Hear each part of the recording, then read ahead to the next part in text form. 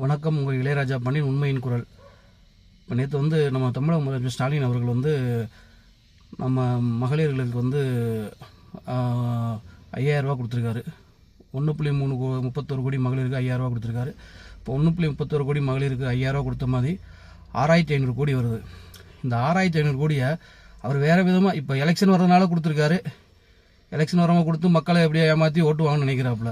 இந்த 6500 கோடி அவர் வேறு விதமாக மக்களுக்கு பயன்படுத்தியிருந்தாருன்னா இந்த காசு கொடுக்க தேவை அது கண்டினியூஸ் எப்போ பார்த்தாலும் அது உதவியாகவே இருந்திருக்கும். அது செய்யலை. என்ன பண்ணியிருக்கலான்னா கல்வி இப்போ நிறையா ஸ்கூலில் இப்போ கட்டிடங்கள் சேதமாக இருக்குது, செஞ்சுருக்கு. அந்த மாதிரி நல்ல ஸ்கூல்களுக்கு நல்ல ஸ்கூல் கட்டி கொடுத்துருக்கலாம். அந்த ஸ்மார்ட் வகுப்பறைகள் கட்டி கொடுத்துருக்கலாம். ஸ்மார்ட் வகுப்பறை பண்ணிருக்கலாம். இந்த உயர்கல்வி படிக்கிற மாணவர்களுக்கு அரசாங்க உதவித்தொகை அதிகமாக கொடுத்து அவங்க வாங்குற கல்வி கடனை குறைச்சிருக்கலாம். அது செய்யலை. அதை செஞ்சுருந்தா நிறைய மாணவர்கள் படிச்சிருப்பாங்க. நம்ம அரசு பள்ளியும் இது கூட்டியிருக்கோம். மற்ற பொதுமக்கள் வேறு ஸ்கூலில் பிள்ளைகளை சேர்க்காம எல்லாரும் கவர்மெண்ட் ஸ்கூலில் சேர்ப்பாங்க. அப்படி சேர்க்கறதுனால மக்கள் நிறையா நல்ல பயனடைவாங்க. அது செய்யலை. அப்புறம் மருத்துவம் இது நம்ம மாவட்டம் தாலுகா வாரியாக இருக்க அரசு மருத்துவமனையில் அந்த இசிசி எடுக்கிறது, ஸ்கேன் எடுக்கிறது, இந்த மாதிரி கருவிகள் நிறையா வாங்கியிருக்கலாம். டயாலிசிஸ் பண்ணுற கருவிகள் நிறையா வாங்கியிருக்கலாம். இதனால் மக்கள் அதிகமாக பயன்பெறுவாங்க. இதனால் கவர்மெண்ட் ஹாஸ்பிட்டலில் பார்த்துக்குவாங்க. கவர்மெண்ட் ஹாஸ்பிட்டல் தரத்தை உயர்த்தியிருக்கலாம். அது செய்யலை. சரிங்களா?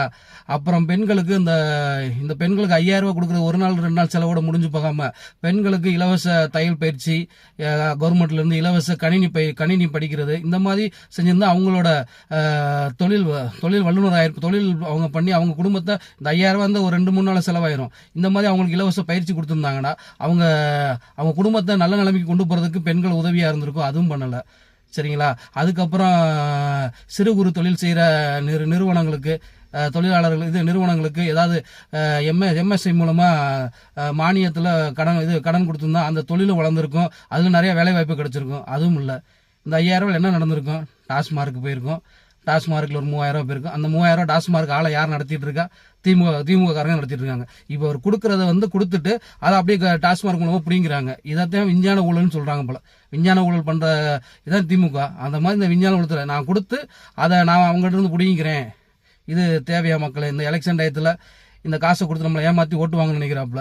சிந்திச்சு மக்களே, கண்டிப்பான முறையில் ஒரு ஆள் நம்ம காசு கொடுத்து நம்மளை எப்படி சொன்னா ஒருத்தனை ஏமாத்த நினைச்சா அவன் ஆசையை தூண்டணும். அது மாதிரி இப்போ இந்த 5000 ரூபா கொடுத்துட்டு மக்களோட ஆசையை தூண்டி ஓட்டுவாங்கன்னு நினைக்கிறாப்புல. அது மிகவும் தவறான செயல் தமிழக முதலமைச்சர் பண்ணது. அதை வன்மையாக கண்டிக்கிறத தவிர இந்த தடவை 2026 அவரை தூக்கி எரிஞ்சிடணும். சரிங்களா?